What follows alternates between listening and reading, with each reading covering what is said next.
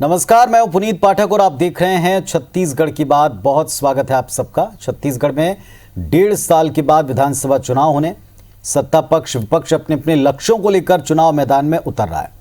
कांग्रेस के लिए संगठन और सरकार दोनों ग्राउंड के ऊपर उतरते हुए कार्यकर्ता और मंत्रिमंडल के सदस्य स्वयं मुख्यमंत्री हैं, तो दूसरी तरफ भारतीय जनता पार्टी अब तक मजबूत विपक्ष की भूमिका में वैसे खरे नहीं उतरी जैसे उससे उम्मीद थी। जब जब प्रदेश प्रभारी डी पुरंदेश्वरी छत्तीसगढ़ दौरे पर आती हैं तो पार्टी में एक हलचल, एक सक्रियता, एकजुटता नजर आती है, लेकिन जैसे ही उनकी वापसी होती है तो फिर वो बात नहीं रह जाती और सब एकला चलो की तर्ज पर अलग अलग दिखते हैं। और इसे लेकर कांग्रेस पार्टी हर बार की तरह अभी भी चुटकी ले रही। अब सवाल ये कि मिशन 2023 को लेकर विपक्ष का ये सुस्त, ये ढीला रवैया क्यों? हर बार डी पुरंदेश्वरी के सहारे भारतीय जनता पार्टी क्यों दिखती है? हर बार नेताओं को एकजुट और एक्टिव रहने की नसीहत क्यों देनी पड़ती? इस पर बहस करेंगे, दोनों पक्षों को सुनेंगे और जिसके लिए हमारे साथ में भारतीय जनता पार्टी की तरफ से संजय श्रीवास्तव जी बात रखेंगे, जो हमारे साथ आ चुके हैं। नमस्कार, स्वागत है आपका। और शिशुपाल सोरी जी हैं, कांग्रेस पार्टी के जिम्मेदार और सीनियर लीडर विधायक महोदय। उनसे सत्ता पक्ष की तरफ से, कांग्रेस की तरफ से पूछेंगे कि क्या वो इस पर कहते हैं, लेकिन इसके पहले एक रिपोर्ट दिखाते हैं।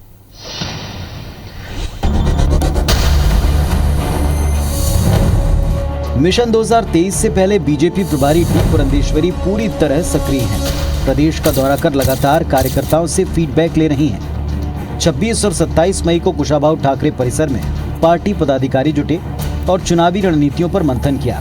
बैठक के बाद बीजेपी नेताओं ने बताया कि पार्टी बूथ को मजबूत करने के लिए जून से बीजेपी पखवाड़ा अभियान कार्यक्रम करेगी, जिसमें सभी बीजेपी सांसद, विधायक और प्रदेश पदाधिकारी बूथ तक जाएंगे। लोकसभा के 100 बूथ आइडेंटिफाई करेंगे और विधानसभा के 25 बूथ आइडेंटिफाई करेंगे।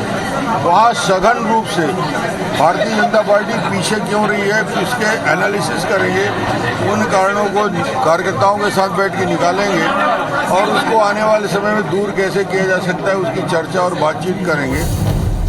वैसे जब जब पुरंदेश्वरी छत्तीसगढ़ के दौरे पर आती हैं, तभी सभी नेता एकजुट नजर आते हैं और आक्रामक भी, लेकिन जैसे ही पुरंदेश्वरी दौरा कर लौटती हैं, पार्टी नेता सुस्त पड़ जाते हैं और पार्टी बिखरी बिखरी सी दिखती है। सवाल ये कि डी पुरंदेश्वरी को बार बार यहाँ आकर नेताओं को चार्ज क्यों करना पड़ रहा है? आखिर 15 साल तक सत्ता में रहने वाली पार्टी कांग्रेस सरकार के खिलाफ कोई ठोस और बड़ा मुद्दा खड़ा क्यों नहीं कर पा रही? क्या इसकी वजह अंदरूनी गुटबाजी है, जो 2018 के विधानसभा चुनाव में पार्टी के हार की बड़ी वजह थी? वैसे वजह चाहे जो हो, कांग्रेस को तंज कसने का एक और मौका मिला है, जबकि बीजेपी अपने आप को डिफेंड करने कांग्रेस को आईना दिखा रही है। वो जानती है भारतीय जनता पार्टी के पास ना कोई मुद्दा है, ना कोई विजन है। यहाँ आती हैं, हंटर चलाती हैं, तो हंटर जब चलता है उस दिन इन लोग सक्रिय रहते हैं। जैसे ही वापस जाती है पुरंदेश्वरी जी, भारतीय जनता पार्टी के नेता और कार्यकर्ता निष्क्रिय होकर चुप घर बैठ जाते हैं। कांग्रेस को बहुत घमंड करने की आवश्यकता नहीं है। 15 साल उनके क्या दुर्गति रही है, हम लोगों ने अपने आंखों से देखा है। पार्टी पूरे हिंदुस्तान में डूब गई है, छत्तीसगढ़ में डूबने में टाइम नहीं लगेगा। और इसलिए मैं ये कह सकता हूँ कि बहुत केवल 1.5 साल की बात है और 1.5 साल के बाद में सत्ता से बेदखल होना कांग्रेस की तय है।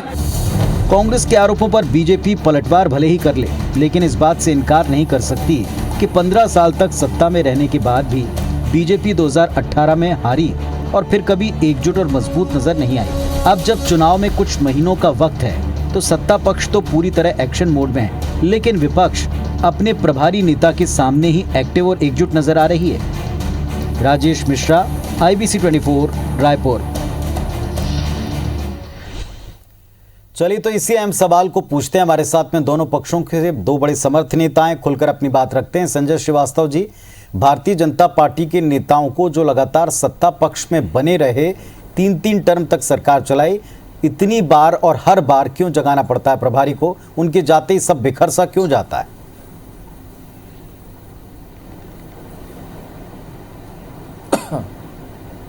देखिए पुनीत जी, ऐसा नहीं है।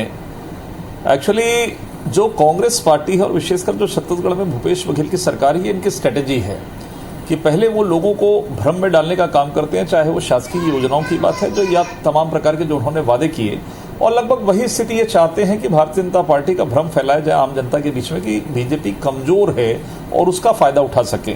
अब शासकीय योजनाओं की बात है, जैसे शराबबंदी की बात करें या बेरोजगारी भत्ते की बात करें, भ्रम में डालते हैं ये हमने कहा नहीं, शराबबंदी के लिए कमेटी बनना है, तमाम प्रकार के विषय। और कभी कभी ये भ्रम फैलाते खुद भ्रमित हो जाते हैं और कह देते हैं कि शराब हमारी संस्कृति है। अब लेकिन जिस मुद्दे पर आज हम बैठे हैं, मैं उस पर ही फोकस करना चाहता हूं। देखिए, ऐसा है, इस बात को समझने की आवश्यकता है। एक्चुअली जो कांग्रेस है वो मानसिक रूप से विकलांग हो चुकी है। अब जैसी संगत होती है वैसे विचार उत्पन्न होते हैं। राहुल गांधी या गांधी परिवार नेतृत्व करेगा तो ऐसी ही सोच विकसित होती है जो कांग्रेस के नेताओं के, छत्तीसगढ़ के नेताओं के दिमाग में विकसित हो रही है। अब मैं प्रारंभ करता हूं, छत्तीसगढ़ की बात करता हूं, बाहर में जाता ही नहीं हूं। सबसे पहली बात कि हम 2003 में भी जब राज्य का निर्माण हुआ, 2003 में अजीत जोगी जी थे, बड़े सक्षम और बलशाली कहलाते थे। हमारे 12 विधायकों को उन्होंने तोड़ दिया था। ये भ्रम फैलाया जाता था कि छत्तीसगढ़ में बीजेपी लगभग समाप्ति की ओर है। क्या रिजल्ट रहा, परिणाम रहा, मैं जाना नहीं चाहता। हम जीते, और जीते ऐसा कि हम 15 साल तक 3-3 बार जनता ने हमको आशीर्वाद दिया। तो मुझे लगता है जब विपक्ष में रहता है तो निश्चित रूप से उंगली उठती है कि आपकी ये कमी, आपकी ये कमी, आपकी ये कमी, और हम उसको सुनेंगे भी, कहीं दिक्कत नहीं है, सुनेंगे। जो हमारी कमजोरी है हम उसको ठीक करेंगे। लेकिन बीजेपी जो है एक सांगठनिक पार्टी है, और सांगठनिक पार्टी ऐसी है कि उसका बूथ तक का कार्यकर्ता, मंडल का कार्यकर्ता, अरे कांग्रेस तो हमारी कॉपी कर रही है, मंडल कर लो, बूथ कर लो, कोर कमेटी कर लो, ये कर लो। तो हम ऐसा नहीं। आज हम विपक्ष में, चूंकि हम सत्ता में थे, एक निश्चित रूप से अपेक्षा रहती है आम जनता की, एक जो विजन बनता है आम जनता का। ये सरकार में थे 15 साल और हमारे कामों को वो बहुत, अब ऐसा आकलन में उनको लगता है यार ये तो 15 साल चले हैं, ये कैसे कमजोर दिखाई दे रहे हैं। तो ये स्वाभाविक चीजें हैं। तो मुझे लगता है ऐसा नहीं है। कांग्रेस केवल भ्रम फैलाना चाहती है और हम देखेगा उसी ताकत के साथ में हमारी जो आंतरिक तैयारियां चल रही हैं, उस तैयारियों के आधार पर हम आने वाले समय में इस चुनाव को जीतेंगे, 2023 को चुनाव जीतेंगे। और ये तो वो लोग हैं जो पहले 15 साल बाद सरकार में आए और 3.5 साल के बाद हाँपने लगे। टीएस बाबा अलग चलते हैं, भूपेश बघेल अलग चलते हैं। इनको ये कहना पड़ता है कि भैया नेतागिरी मत करो, लड़कियों को ये कहना पड़ता है। ये स्थिति सरकार की, ये ऊपरी आवरण जो है भूपेश बघेल की सरकार को, वो एक अलग है। आंतरिक स्थिति क्या है, ये किससे से छिपा हुआ मामला नहीं है। रिपोर्ट आई ना, पुनिया जी की रिपोर्ट, कि विधायकों का परफॉर्मेंस कमजोर है। मैंने नहीं कहा, ना बीजेपी के किसी नेता ने कहा। शिशुपाल सोनी साहब से जिनका पूछते हैं, योगदान था, जिनका योगदान था कांग्रेस के बारे में बता रहे हैं, चिंता कर रहे हैं कि कांग्रेस की क्या स्थिति, और दूसरा भ्रम कांग्रेस ही फैला रही बीजेपी के बारे में। पुनीत जी, मैं ध्यान से सुन रहा था। प्रजातंत्र में जितनी सत्ता पक्ष की भूमिका होती है उससे कहीं ज्यादा भूमिका विपक्ष की होती है। और हमारे विद्वान साथी को अच्छी तरह मालूम है, बहुत ही वरिष्ठ और विद्वान साथी, कि वो कमजोर है, मुद्दे उठा नहीं पा रहे। केवल आप आलोचना करके आपकी जवाबदेही से नहीं बच सकते। आज संख्या में भले ही कम है, ये छिपी नहीं है कि आज 14 की संख्या है, किंतु अपने उपस्थिति ये दे सकते हैं। इसको बार बार जो पुरंदेश्वरी देवी जो आके इनको ललकार के जाती है, कुछ दिन निकलते हैं। अभी जैसे बूथ को मजबूत करने की इनकी बात चली, गुलाब सब होते रह गया, कहाँ उनकी बूथ में कितने आदमी निकले ये तो वही जाने। और अगर कहीं किसी की कमजोरी बताया जाता है तो उसको सुनना चाहिए। अगर इसी गलत फहमी में है कि हमने 15 साल तक राज किया है और अभी और 1.5 साल में फिर ऐसी कोई आंधी आ जाएगी, तो ये खुशखैमी में रहे, ये उनकी अपनी सोच है। किंतु जो हमने जो निकाला है, एक तो ये आज तक सीएम चेहरा नहीं तलाश पाए। इसका मतलब है कि जो इनके जो केंद्रीय जो हाई कमान को यहाँ के लोगों पे विश्वास नहीं है, जो कथाकथित बड़े नेता हैं, उससे अविश्वास का वातावरण पार्टी के अंदर है या पार्टी के बाहर बना हुआ है। उनके बीच आपसी गुटबाजी बढ़ते जा रही है इनके अंदर।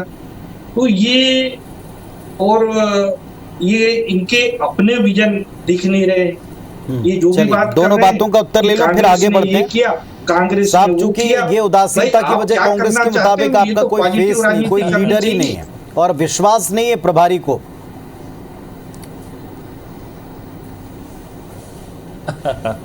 देखिए, ऐसा है कि ये कैसे कमजोर लोग हैं।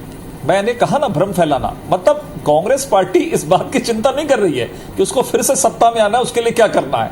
वो चिंता कर रही कि बीजेपी के प्रभारी, बीजेपी क्यों नहीं काम कर रही है, ये चिंता। मुझे लग रहा है कि शौरी जी को भी ये चिंता है कि हाँ, वास्तव में काम करने वाली यदि कोई पार्टी सरकार है तो बीजेपी की सरकार है, इसलिए वो हमारी चिंता कर रहे हैं। अब उन्होंने कहा कि गलतफहमी के बारे में बात कहा उन्होंने, तो देखिए गलतफहमी हमको नहीं है, हो सकता है गलतफहमी आपको भी हो, सरकार को, कि सरकार बहुत अच्छी चल रही है, और उस गलतफहमी को स्वीकार भी किया। पुनिया जी ने जो रिपोर्ट आपके हाथ में दिया है कि भैया बहुत कुछ ठीक नहीं चल रहा है, सुधर जाओ, नहीं तो फिर 15 साल के लिए पीछे जाओगे।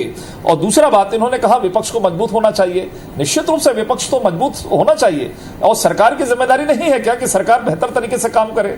तो मुझे लगता है, अब आपने पुनिया जी उस चेहरे की बात करी, मैं तो देखिए ऐसा है, ये चेहरा जो हम तो विपक्ष में आज, और 2003 में भी हम विपक्ष में थे, हमने सामूहिकता के साथ में चुनाव लड़ा, विधायकों की संख्या हमारी ज्यादा आई, विधायक दल का नेता चुना गया, केंद्रीय नेतृत्व का मुहर लगा, मुख्यमंत्री बन गया। वो मुख्यमंत्री बना जो 15 साल लगातार 3 चुनावों की जीत में दिखाई दिया। मैं केवल एक प्रश्न करना चाहता हूं, बार बार कहते हैं आज दिन भर की चर्चा थी, मैंने एक प्रश्न जिस भी कांग्रेस में या जिस भी चैनल में बैठा किसी ने जवाब नहीं दिया। मुझे केवल शौरी जी ये बताएं कि आपके मुख्यमंत्री जी भी कहते हैं, प्रदेश अध्यक्ष भी कहते हैं, आप ये बता दो, मैं बहुत पीछे नहीं जा रहा हूं, केवल 3.5 साल पीछे जा रहा हूं, कि 2018 में जब आप विपक्ष में थे, आपने किसको मुख्यमंत्री प्रोजेक्ट किया था? शौरी साहब उत्तर देना चाहेंगे? तो आपको सवाल का जवाब अपने आप मिल जाएगा। तो मुझे लगता, ठीक है, शौरी साहब उत्तर देना चाहेंगे? मैं श्रीवास्तव जी से पूछना चाहता हूँ कि इससे पहले के चुनाव, 2018 से पहले जो चुनाव हुए, उसमें चाउर वाले बाबा का चेहरा था कि नहीं था? ये जब अपने पक्ष में होता है तब ये बाजी करते हैं, और अगर हम तीन मतदान, उसमें कार्यकाल में अगर हम पीछे थे तो हमारे लिए एक उसकी एक वो हो सकता है। पर आज ये तो अभी 3 साल ऐसा है, नहीं तो ये दावा कर रहे हैं कि हम वापस आ रहे हैं। सुन ले, केंद्र की और राज्य की राजनीति में बहुत अंतर होता है। ये तो बहुत राज्य में हम चुनाव लड़ रहे हैं तो आपको बताना पड़ेगा कि बहुत सामान्य सी चीज है। यदि कोई सिटिंग सीएम है, यदि कोई वर्तमान में मुख्यमंत्री है, तो अगले चुनाव का चेहरा रहता ही है। हम 2003 जीते, 2008 लड़े, तो मुख्यमंत्री जो रहेंगे वो चेहरा रहते ही है। जब विपक्ष में आते हैं तब यह फैसला होता है कि किसके चुनाव में, चूंकि हम सत्ता में नहीं है तो हम किसको प्रोजेक्ट करें, या नहीं है तो कोई जरूर नहीं प्रोजेक्ट करें। नहीं, चलिए ठीक है, इस पर तो कई बार बात कर चुके हैं संजय जी, लेकिन क्या ये जो बिखराव की वजह, देखिए आप थोड़ा सा पीछे जाएं, जब आप सत्ता पक्ष में थे तो कोई एक अभियान, कोई एक मिशन, कोई एक व्यक्ति लीड करता दिखता था। प्रश्न तो सुन लें, कोई भी अभियान आता था केंद्र से, उसे कोई लीड करता दिखता था। अब ये जो खेमेबाजी दिखती है, प्रभारी को क्या केवल अपने प्रदर्शन और अपनी तत्परता दिखाने तक ही सीमित रहती है? क्या जो वो कह गई कि अभी यहाँ कोई चेहरा नहीं है और केंद्र से ही जो कुछ होगा बाद में डिसाइड होगा, क्या इस वजह से सब अलग अलग चल रहे हैं, इसीलिए बार बार मौका मिलता दूसरों को ये बात कहने का? नहीं, देखिए ऐसा देखिए ऐसा है, जब सरकार में हम रहते हैं, सत्ता में रहते हैं, कोई मुख्यमंत्री रहता है तो कमोवेश यही रहता है। जैसे भूपेश बघेल जी की आज स्थिति है, कोई आवाज उठाने वाला व्यक्ति नहीं है, तो लगभग यही है कि मुख्यमंत्री भूपेश बघेल जी की चल रही है। और मेरा ये मानना है, हो सकता है कांग्रेस अपना निर्णय करे कि अगला चुनाव जो होगा मुख्यमंत्री भूपेश बघेल के नेतृत्व में ही लड़ेगी, सीधी सी बात है। अब जब हम विपक्ष में रहते हैं, प्रदेश के अंदर में 8-10 नेता रहते हैं, सबकी संभावना रहती है, साथ में काम करने वाले लोग रहते हैं, जैसा समीकरण होगा उसको राष्ट्रीय नेतृत्व तय करता है। हमारा मुख्यमंत्री कौन बनेगा ये हमारी प्राथमिकता नहीं है, हमारी प्राथमिकता है कि पहले सरकार को हम बाहर करें, हम ठीक है, लेकिन इसके लिए क्या पर्याप्त एकजुटता और ताकत विपक्ष लगा रहा है? क्या इसके लिए केवल प्रभारी के सामने प्रदर्शन हो रहा है या उनके जाने के बाद में भी काम हो रहा है? क्यों बार बार नेताओं के अलग अलग बयान, अलग अलग वर्सेस बयान दिखाई पड़ते हैं? चलिए इस पर भी बात कर लेंगे, तो कई बार डिबेट कर चुके हैं, लेकिन क्या केवल प्रभारी के लिए सारा दिखावा, इस पर आज हम चर्चा कर रहे हैं। प्रभारी के जाते बार बार वैसी स्थितियां क्यों हो जाती हैं कि लौटकर उनको पहले रिचार्ज करना पड़ता है, चार्ज करना पड़ता है? अभियान में कोई एक लीडिंग फेस क्यों नहीं दिखता? ये सवाल उठा रहे थे। शौरी साहब से एक छोटा सा कमेंट लेता हूं। शौरी साहब, कांग्रेस पार्टी एजेंडा चला रही नहीं चला रही, लेकिन विपक्ष को आपने भी कहा कि साहब एक मजबूत विपक्ष होना चाहिए। क्या ये बिखराव, क्या ये सारी चीजें कांग्रेस की या मीडिया की फैलाई हुई हैं, या ये आपको भी जमीनी स्तर पर दिखाई पड़ता है? पुनीत जी, ये सब जमीनी स्तर पे दिखाई पड़ता है। अभी आपने देखा होगा हमारी जो पार्टी, वजह क्या पाते हैं अगर ऐसा है तो? ताबड़तोड़ वो कर रहे हैं, दौरा कर रहे हैं, प्रदेश का हाल चाल जान रहे हैं, प्रदेश की जो सरकार की नीतियां हैं उनके बारे में फीडबैक ले रहे हैं, लोगों से मिल रहे हैं, सामाजिक संगठनों से मिल रहे हैं, हमारे एनजीओ से मिल रहे हैं। दूसरा है, ये प्रदेश का प्रशासन तंत्र एकदम चल पड़ा है तेजी से, और हमारे बूथ स्तर पे भी काम हो रहे हैं। तो ये पूरे 3.5 साल का कार्यकाल देखो, तो उन्होंने कोई ऐसा बूथ लेवल से लेकर स्टेट लेवल तक कोई बात फैलाई हो या ऐसी कोई हमारी कमजोरियों को पकड़ा हो या कोई ऐसी बात जो कहना संजय चाहते जी, हैं कोई एक बड़ा अपने मुद्दा, पक्ष में, कोई एक ऐसी तो चीज, कोई एक अभियान विपक्ष खड़ा नहीं कर पाया। हाँ, ये ऐसा बात मुझे सत्ता पक्ष समझ स्वयं नहीं भी आता। कह रहा है और जनता भी तो गाय ये बगाए इससे कहती है, बनता कार्यकर्ता है, भी कहते हो। जनता मूल्यांकन करता है, तो आज तो मूल्यांकन करने का भी जनता को एक अवसर नहीं मिल रहा है। दिखावे और हकीकत में अंतर है। और अभी जो प्रशासन चल रहा है वो दिखावे का प्रशासन चल रहा है। और मैंने कहा ना, आपने जिस सवाल को खड़ा किया, ये तो विपक्ष भ्रम फैलाने में कि हम अपनी काम के बदौलत तो हम वापस नहीं आ सकते, इसलिए बीजेपी की कमजोरी को फोकस किया जाए, जिससे उसका एक नकारात्मक प्रचार किया जाए, जिससे उसका लाभ मिल सके। ये वही कांग्रेस है जो हर बार 2008 में भी कहती थी हम सरकार बनाएंगे, 13 में भी कहती थी और 3 में भी कहती थी, 15 साल बाहर थे। तो मुझे ऐसा लगता है कि दिखावे की राजनीति लंबे समय तक नहीं चलती है। आज लॉ एंड ऑर्डर की स्थिति क्या, मैं तो काम के बारे में आज बात कर रहे नहीं, बड़ा अभियान क्यों विपक्ष खड़ा नहीं कर पाया, ये सवाल को पूछ रहे हैं। यहाँ के इनके मंत्री, अगर कोई कमजोरियां इतनी सारी थी तो किसी कमजोरी पर एक प्रदेश व्यापी बड़ा एक आंदोलन क्यों नहीं खड़ा कर पाया विपक्ष? देखिए अभी हमने जब इस स्थिति को, जब हमने 16 तारीख का प्रदर्शन किया, पूरे सरकार में हड़कंप मच गया है। बैरिकेटिंग से लेके तमाम प्रकार के पुलिस प्रशासन से लेके पूरा हड़कंप मचा कि नहीं, पूरा रायपुर शहर से लेके पूरे प्रदेश के अंदर में आज ऐसा लगा मान लो छावनी पे तब्दील कर दिए। और दूसरा विषय है, एक संवेदनशील सरकार होती है। साहब उत्तर दें, तो एक अभी हाल ही में अभियान किया, क्यों आपको लगता है कि विपक्ष ने काम नहीं किया? आके बात कर ले, शराबबंदी के नाम पर यदि सरकार ने बेशर्मी ओढ़ लिया है कि हम शराबबंदी नहीं करेंगे, तो हमारा काम तो है लोगों के बीच उसको पहुंचाना। ये तो शराब घर घर पहुंचाने का काम कर रहे हैं। तो एक सरकार संवेदनशील होती है जो सुनती है, ये सरकार सुनने पर विश्वास नहीं रखती है। आज इनके विधायक, इनके मंत्री ही नाराज हैं। जैसे अग्रवाल जी से जरा एक बयान ले लें, ये कलेक्टर को हटा नहीं पा रहे हैं, ये सरकार की स्थिति है, पूर्वा की स्थिति है। ये सही कह रहे हैं, क्या बातचीत करेंगे? अगर सही सरकार है, सत्ता है, आप रहिए 1.5 साल रहिए, कहीं गलत बातें कहेंगे, तैयारी कर लीजिए। आज जो काम हो रहा है ये दिख रहा है, और आज ये स्थिति आपके सामने खड़ी हुई है। ऐसा माहौल बना है आंदोलन आता है कि सब लोग कहने लगे कि आज बस्तर से किलोमीटर आता है, परसा की क्या स्थिति है? ऐसी स्थिति में आदिवासी नाराज है, ये निराश नहीं हो पा रहा है। अपने निराशा मिटाने राहुल की गांधी सरकार रिपीट होगी क्या, इस बात की निराशा है संजय जी? केवल 1.5 साल। क्या बीजेपी को भी लगता है कि सरकार रिपीट होगी इसलिए निराश है आप लोग? ये 15 साल बाद रिपीट हो सकते हैं, लेकिन अभी 2023 में रिपीट साहब 15 साल बाद रिपीट होने की बात कह रही है। 15 साल बाद हो सकते हैं भाई, किसी कमजोरी से लेकिन ये 5 साल, ये 2023 में नहीं हो पाएंगे। पूरे जनता क्या बताएंगे, मैं बता रहा हूँ क्या स्थिति है। जनता जिनका जो फीडबैक आ रहा है, चलिए कहां से चालू करूं, कहां खत्म करूं? शराब से चालू करूं, महिलाओं से चालू करूं, युवाओं से चालू करूं, किसान से चालू करूं, आदिवासियों से चालू करूं, कहां से करूं? या ओबीसी आरक्षण से चालू करूं? बताओ कहां से स्टार्ट करता हूं? कहां से करें? मन की बात ओबीसी को 27% आरक्षण का देके उनको दिग्भ्रमित कर रहे हैं, बेवकूफ बनाने का काम कर रहे हैं। चलिए संजय जी, आप जिन मुद्दों को बता रहे हैं, क्या उन पर बड़ा अभियान बीजेपी खड़ा कर पाई, विपक्ष खड़ा कर पाया, क्या जनता उसके साथ जुड़ पाई, ये आप विपक्ष को देखना है। और सत्ता पक्ष या विपक्ष कौन खुशफहमी में है, किसकी गलतफहमी दूर करेगी, जनता भगताने पर तय करेगी। फिलहाल आप दोनों का बहुत बहुत धन्यवाद इस वक्त आकर अपनी बात कहने के लिए। नमस्कार।